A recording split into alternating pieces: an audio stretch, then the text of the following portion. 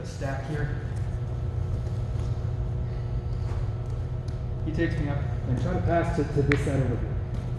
Now, when he tries to flatten my hips, I grab my thigh with the web of my thumb, and as he tries to flatten my hips, I use my elbow as a base. So you're going to try to push, sprawl your chest and my legs, and try to collapse my hips to that far side. Yes. And my elbow holds me up. So my elbow stops my hips from being collapsed. So when I see somebody self-framing, we've got to learn to deal with that as well. So let's see how we deal with that annoying self-frame when the person keeps their hips propped up and we can't squash their hips. Take everything up and over here, control the hips. Now he has a self-frame here. So when I go to, yeah, exactly. Now when I try to flatten the hips, that elbow makes it so it's really hard to flatten. He's gonna bring his elbow down by his hip here. And that's a very stable, it's hard for me to collapse him here. So 2 ways we can deal with this. One is just to take it away.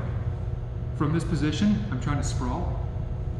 My right hand will come around, I'll grab the cuff, and I'll just pull the self-frame away. Now, I'll take my left arm in as the tight waist, turn down, and now not only do we have the pass, but we have his hand caught behind his back. So that's a nice little added bonus. Okay, so we can just strip the self-frame away. One more time. I stack. We're here, he's self-framing. I try to come in and use the tight waist method. I take my left arm across. I'm trying to back step and drive the hips down, and I can't because he's propping up. I come in here, I find his self-frame, I find the cuff, I pull it away. I pull it in behind the back. Now I can use my tight waist option, where I take my left shoulder and I drive it into the pocket of Ant's right hip, the near hip. That goes across, and I have my pass. Ant said he loves that one. Now one more for that self-frame, and this is going to be a reverse tight waist. You saw a tight waist, it's a reverse tight waist. So I take the feet, I point them up and away because the feet were higher than the knees. Okay? That was step 2, remember? Our step 1 was breaking connections. Step 2, point the feet away. Step 3, we get tight to the hips. And control the pocket of the hips right here. That's step number 3, pocket of the hips. I'm getting it right here with my left hand. Now he's self-framing. I try to drive, and his self-frame keeps him up. We saw that I can take the self-frame away. Another option I have is a reverse tight waist. A tight waist is where my left arm goes in front of his hips like so here. I reach across, and this is my tight waist.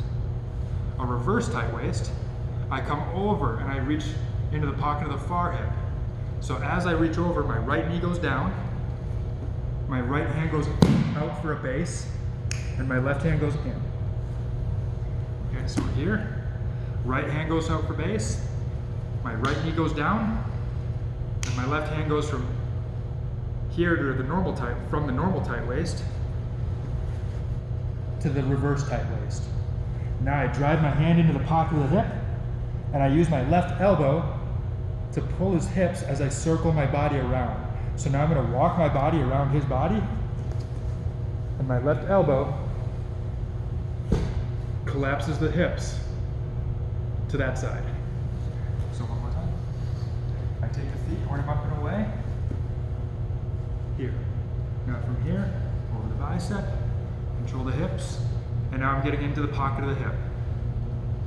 From the pocket of the hip, Ant is self-framing, I can't collapse him. Again, I could take this away, or I could use a reverse tight waist. Right knee down, right hand down, left hand quickly swims. This motion has to be quick. Why? My right arm and my right leg are going away. If I go here and I'm too slow, Ant's hips will drop again, and I'll lose my progress. So from here, this has to be quick. My left arm comes up, and then all at once, I want to get my body, my armpit, I guess, my left armpit, to the far hip. Here. If I can get my body lower than his hips, now when Ant goes to drop his hips, my body's in the way.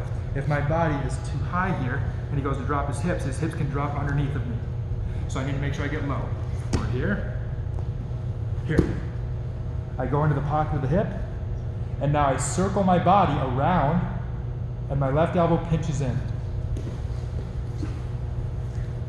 And now, Ant can either turn into me and give up a pin, or he can turn away from me and expose his back.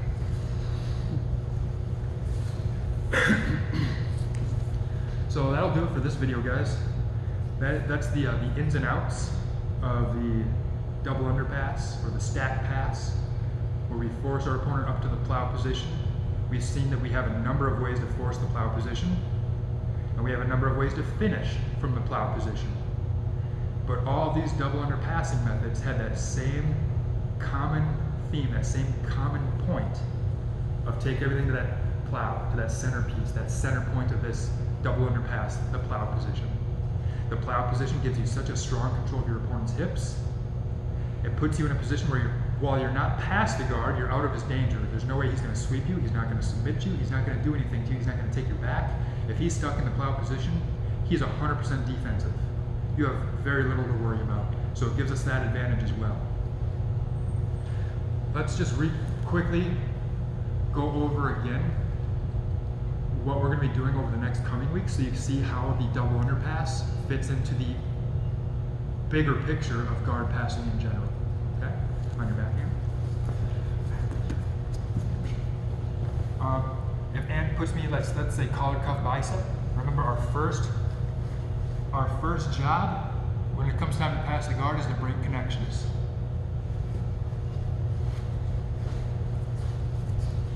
Okay, once the connections are broken, now we go into step number 2. Point the feet away.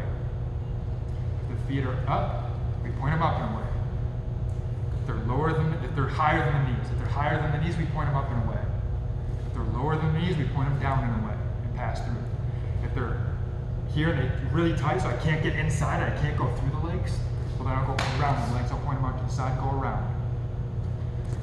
Okay, once we got the feet pointed in some direction away from us, now we move on to step 3. Get tight to and control the hips. So I get to my advantage position, I control the hips, and then I make it a point to try to get to the pocket of the hip. Here. Once we're in the pocket of the hip, now it's a matter of controlling the hips long enough that will allow me to eventually get up to controlling the head and shoulders. And that's going to be our same 4-step pattern that we're going to see played out time and time again over the coming weeks. When it comes time to pass your opponent's guard, first, make sure they're not connected to you. If they're connected to you, you're not going to pass, and you might even get swept or submitted. Break their connections. Once the connections are broken, point those feet away from you, either up and away, down and away, or to the side and away. Once the feet are pointed away from you, hone in on and control the hips and the pocket of the hips, right? Preferably the pocket. Remember, getting to the pocket of the hips, right here in the bend, is what shuts out and stops the knees and feet from coming back to fight. So we control the pocket of the hips. And then finally, patiently manage the transition from controlling the hips to controlling the head and shoulders. If you rush that process, if you rush the transition from the hips to the shoulders, you'll quite likely lose your guard pass and have to start all the way back at step 1. Okay? So be patient, control the hips, sit on the hips for 30 seconds if you need to, it doesn't matter. Stay on the hips, stay on the hips, stay on the hips. Wait for your opportunity. When the opportunity presents itself, then go to the head and shoulders. So again, break the connections, point the feet away from you, get to the pocket of the hips and control the hips, and then manage the transition from hips to head and shoulders. We're going to follow that same sequence throughout our entire guard passing chapter, and then hopefully by the end of our guard passing chapter, you become a beastly guard passer. That's it.